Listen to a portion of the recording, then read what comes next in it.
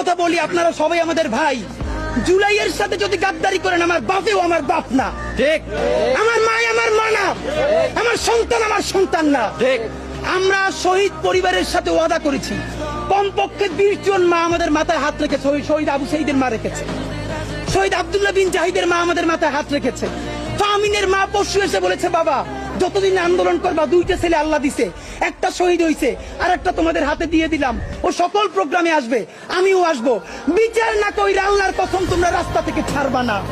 আমরা ওয়াদা করেছি, আমরা এই বিচার না দেখা হয়তো আমাদের লাশ যাবে আমাদের বাবা মায়ের কাছে, অথবা বাংলাদেশে গণহত্যার বিচার হবে, এর আগে আমরা ছাড়বো না।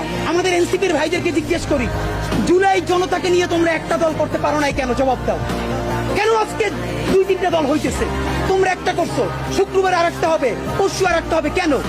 তোমরা কেন একা একা মাস্টার মাইন্ড হইতে গেলে আমারে বলো। ঠিক। তোমরা কেন বললো না এই আন্দোলনের মাস্টার মাইন্ড 18 কোটি জনগণ? ঠিক।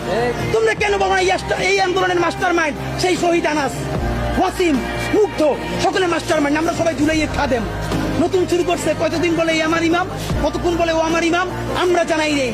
এই জুলাইয়ে বাংলাদেশে কোনো ইমাম নাই, এই জুলাই হয়েছে উপরে আল্লাহর রহমতে, আর আমরা 18 কোটি জনগণ এই জুলাইয়ের খাদেম। ঠিক।